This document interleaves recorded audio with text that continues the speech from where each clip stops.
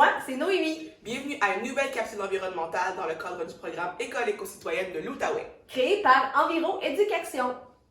Dans cette 4e vidéo, on arrive à la dernière lettre après les 3 R. Valoriser. La valorisation, c'est tout ce qui permet de détourner les matières résiduelles des sites d'enfouissement en les transformant organiquement ou chimiquement.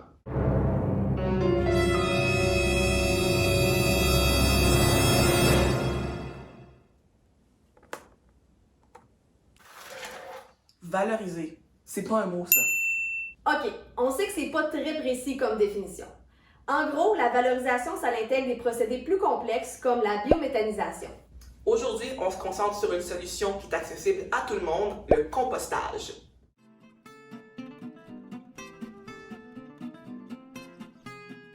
Ah, non, c'est dégueu, ça pue. Ben non, ça fait des petites mouches. Oh non, c'est pas trop compliqué. Ben non, ça va se décomposer au site d'enfouissement. Dans cette vidéo, on va vous expliquer pourquoi le compostage est une solution écologique et facile pour valoriser la matière organique. Et c'est plus facile que ce que vous pensez. Tout d'abord, on peut composter avec la collecte de la ville et le bac brun. C'est un compostage qu'on appelle industriel. Puisque c'est à grande échelle, on peut composter même la viande et le carton souillé. C'est aussi possible de faire du compostage domestique en installant des bacs de compost comme ça ou ça dans sa cour. Une des différences avec le compostage industriel, c'est qu'on ne peut pas y mettre des matières comme de la viande, des os ou du carton. Bienvenue au cours de compostage 101. Et pourquoi la nourriture ne se composte pas au site d'enfouissement? Lorsque la matière organique est envoyée au site d'enfouissement, elle est compactée, enterrée et ensevelie. Sa décomposition se fait alors en condition d'anaérobie, c'est-à-dire dans un milieu sans oxygène. Anaérobie. T'es sûr que ça s'écrit de même? C'est impossible d'obtenir du compost sans oxygène. C'est un des grands mythes par rapport au compostage. Votre pelure de banane ne deviendra pas du compost au dépotoir. Désolée de vous apprendre ça. Dans cet endroit, ce sont les bactéries méthanogènes qui se chargent de la décomposition. Méthanogène. OK, non, on sort le dictionnaire. Ces bactéries rejettent du méthane, un gaz 25 fois plus puissant en potentiel de réchauffement climatique que le dioxyde de carbone, aussi appelé CO2. Par contre, si notre matière organique est compostée à travers de la ville ou dans notre cour, la décomposition se fait en condition aérobie. Ça veut dire en condition d'oxygène.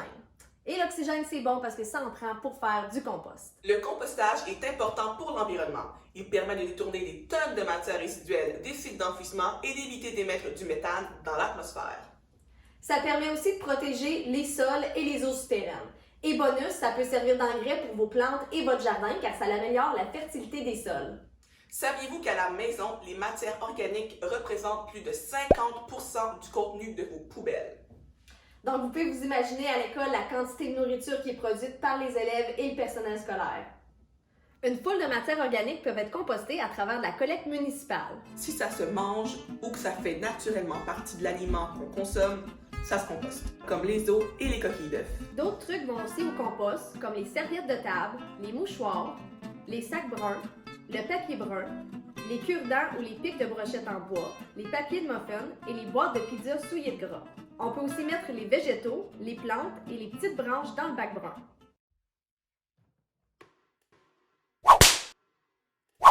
Savais-tu que même les cheveux, ongles, plumes et poils se compostent? Noémie, elle sait, mes cheveux traînent pas mal partout dans l'appart. Oui, puis c'est moi qui les ramasse.